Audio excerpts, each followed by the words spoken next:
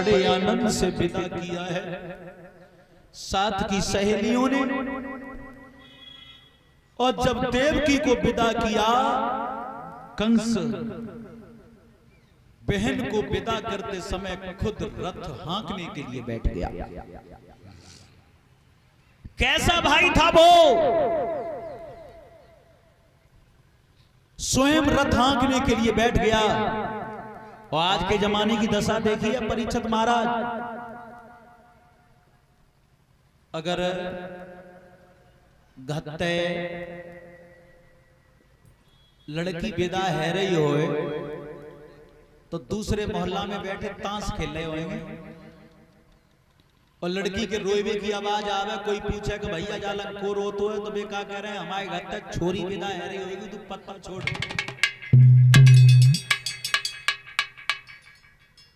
आज के जमाने में 70% भाई बहन को विदा करने के लिए तैयार नहीं है। दिन में और सारी साड़ू को रात के 12 बजे एकदम तैयार है, सेल पे स्टार। एक दृष्टांत बताऊं, एक दिन एक लड़का खेत पे गया और जाकर के अपने बाप से बोला, पिताजी हाँ फूफा आए गए, फूफा आए गए, देखे काम ज्यादा है। पहले तो परेवट करते ही फिर भूने पर गई सो उठ नए आते हैं, ट्रैक्टर बात होएगो, तू घरे जा, हम खेत जुतवाए के आएंगे शाम को। फूफा के लें चारपाई बिछाई दिए और भीतर घरे कह दिए भाई मेहतारी से चाय बना के दे देंगे। लड़का लौटे आओ, दूसरे दिन बच्चा फिर पहुंच गया खेत पे, पिताजी हाँ मौसा आए गए, अकेले आए ना, ना, ना, ना, मौसी आई है संग में। सोई खेत को काम काज सब छोड़ दो, सीधे खेत पे ही मार्केट जाए के लगे। सिकंदरा राव खूब बढ़िया बढ़िया सामान लाए, खरीद गए, सारी साड़ू को चादना घर पे रोको, खूब खाता तसल्ली करी। अब जब सारी और साड़ू चलवे के लिए तैयार भये तो उनने अटैची पकड़ ली अपने हाथ में, आए गए रोड तक, गाड़ी रुकवाई, सारी साड़ू को चढ़ा दिया, पीछे से अटैची लेके खुद चढ़े गए। और कंडक्टर कह रहा है तुम उतरो, और बेका कह रहे हैं छाती में हाथ मार के, भाई साहब कोई काम आए पर है तो रात के 12 बजे फोन कर दी, तैयार है। सारी साड़ू के लिए रात के 12 बजे तैयार है, और सगे बहन बहनोई के लिए दिन के 12 बजे तैयार नहीं है। कलयुग के जवान 70%, ये इनका कसूर नहीं है। 4 जगह ऐसी हैं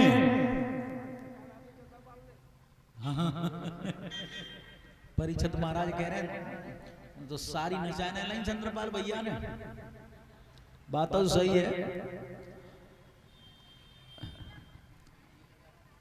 कलयुग 4 जगह ऐसी जहां असर ज्यादा डाल रहा है।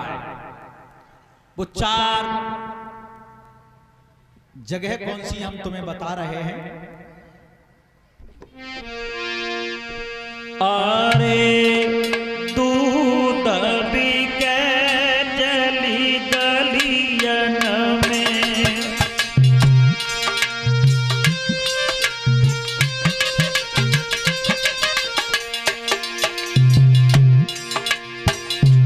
अरे दूध बिके चली गलियन में, दादा गलियन में, हाय गली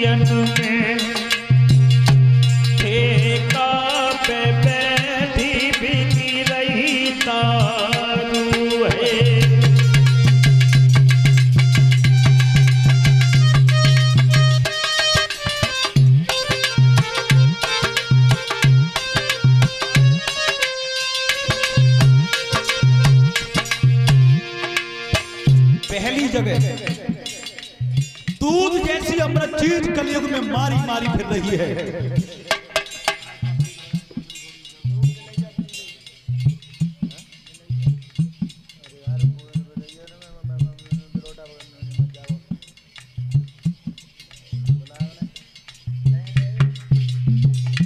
मेरे भगवत श्रोताओ, दूध जैसी अमृत चीज इस कलयुग में मारी मारी फिर रही है।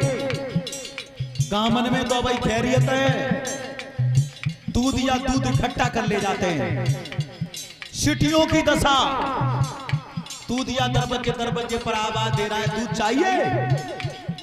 जाए दूध की जरूरत है सो तो किवाड़ खोल लो, और जाए जरूरत ना है सो किवाड़ उन्हें खोल दो।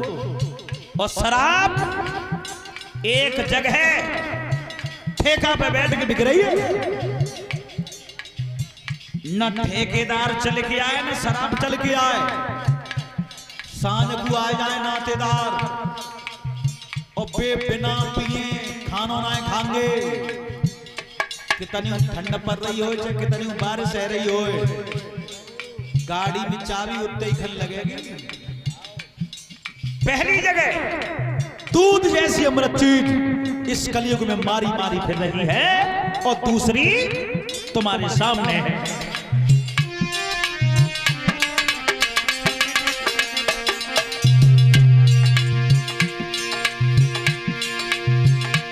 अरे माता पिता तुमको पाले, तुमको पाले, तुमको पाले, सो बड़े बुढ़ापे में भारू है।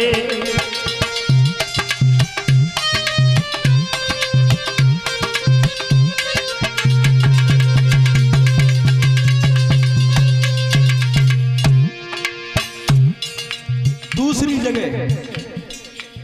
बाप महतारी पे बालक चंग कितने हुए जाए, 2 4 6 वो सबे पाले जाते हैं। और जब बाप महतारी के ऊपर बुढ़ापा आता है तो 70% उनका बुढ़ापे में पालन पोषण औलाद से कठिन हो जाता है। अगर काऊ पे दुआइए तो उनको 5 और कद्दो जातो है। कलयुग में 2 कर रंगे, बड़े के मां टुकड़िया रहेगी, छोटे के मां। उन्हें ये पूछ लिया जाए कि अगर एक ही जगह खा लेंगे तो कितना घाटो आ जाएगा, लेकिन कलयुग का असर है। और तीसरी जगह अरे पैसिया रही रही कोठिन में, दादा कोठिन में, भैया कोठिन में, और पति बिरता दे रही झाड़ू है।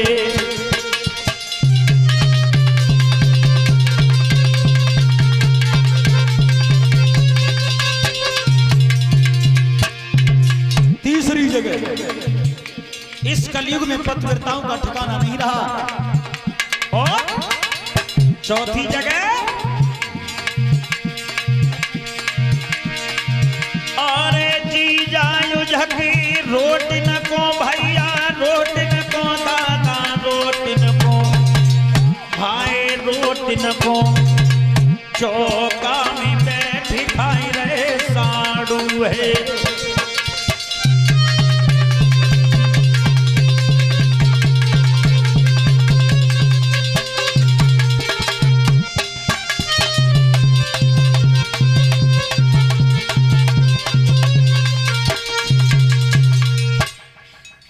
चौथी जगह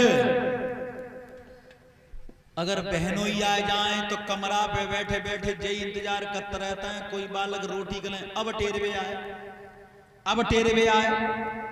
और साड़ू आ जाए तो सीधे चौका में लगाता जाएगा। गेट पे बोर्ड पे लिखवा देना नो एडमिशन विदाउट परमिशन, बिना आज्ञा के अंदर जाना मना है। तो बेनुआ नजर करेंगे बोड़गा सीधे चौका में लगत रहे। 4 जगह ऐसी यहाँ कलयुग का असर ज्यादा है। कंस बड़े लाड प्यार से विदा कर रहा है, आकाश से शब्द आया, जिस बहन को इतने लाड प्यार से विदा कर रहा है इसी का 8वां बेटा तुम्हारा काल बन जाएगा। जो कंस ने सुना कि इसका 8वां बेटा मेरा काल होगा, विवाह की खुशी जाती रही और व्यवहार कौन सा निभाया कंस ने अपनी बहन के साथ में, केस पकड़ लिए और ये कहा क्या पता था मुझे कि तू मेरे लिए काल पैदा करेगी। अगर पहले से पता होता ना मुझे तो कर यहाँ पे दर के ना खिलाता रहे गोद में लेके, महल की छत पे चढ़े जाते सब पिछवाड़े फेंक देते, पता नहीं लगती कहां चली गई। कोई बात नहीं, जो काम मैं पहले नहीं कर पाया उसे आज कर दूंगा।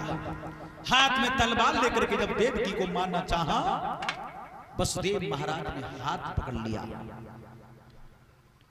ये कहा महाराज आकाशवाणी ने इसका 8वां बेटा काल बताया, तुम्हारी बहन को काल नहीं बताया। हम तुम्हें वचन देते हैं तुम्हारी बहन के जो भी संतान होगी हम उसे लाकर के मथुरा में देते रहेंगे। कंस ने कहा वायदा कर रहे हैं आप, ऐसा न हो जाए कि आप वायदा से मुकर जाएं। वसुदेव ने कहा तुम्हारी बहन के जो भी संतान होगी हम लाकर के मथुरा में देते रहेंगे। ये वचन दिया। देवकी को लेकर के चले आए बटेश्वर में, प्रथम पुत्र पैदा हुआ। वसुदेव महाराज ने बच्चा ले जाकर के कंस की गोद में दे दिया। कंस विचार करो बहनों साहब वायदा के बड़े पक्के निकले, पर जा वाला के काय को मात दें।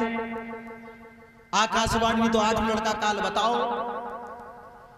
ये सोच करके कंस ने वो बच्चा वापस कर दिया। बोले ले जाओ, जब 8वां बच्चा पैदा हो उसे ला करके हमें देना।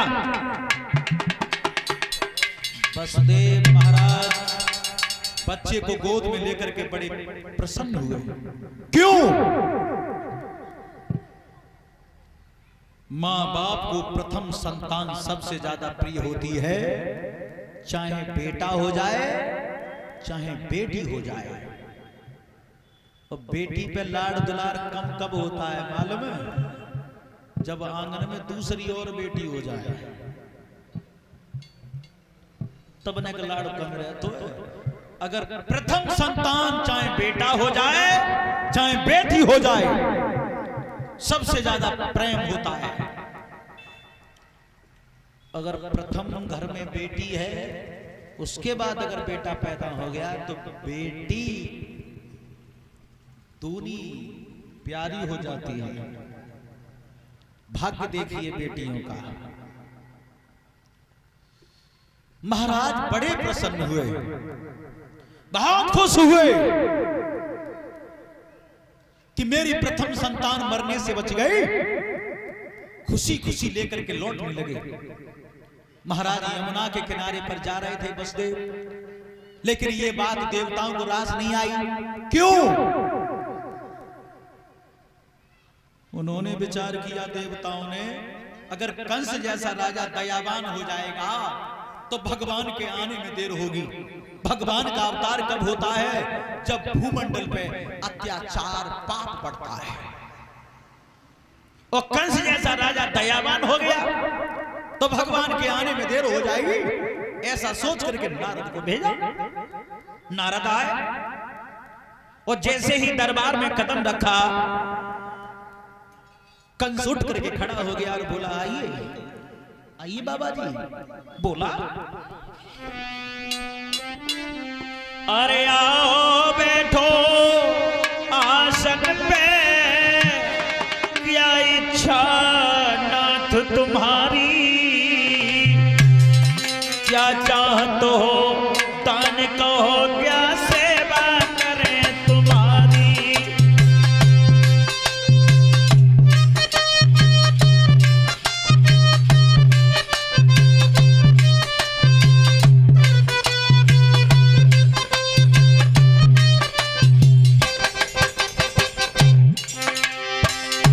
आइए,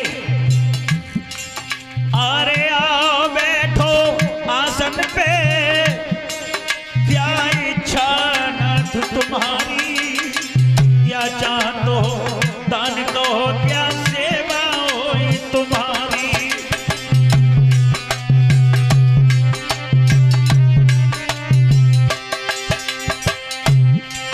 अरे संत शिरोमणि कभी किसी के द्वार द्वार नहीं जाते, होती है शुभ घड़ी संत के दर्श तभी हो पाते।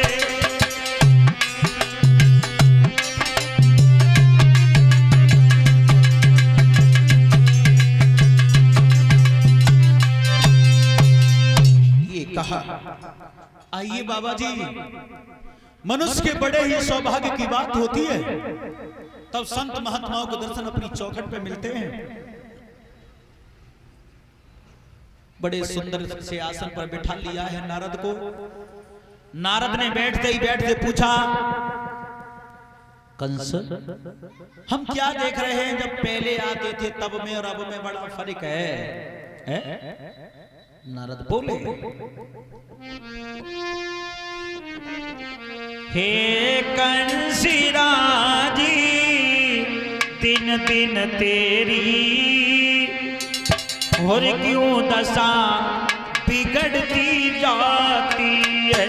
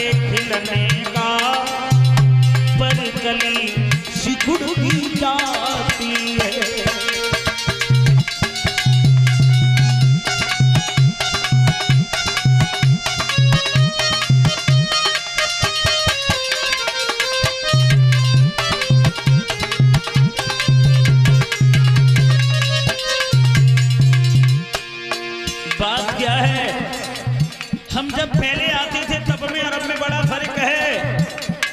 हम क्या देख रहे हैं, पहले से आप सूख गए। बात क्या है?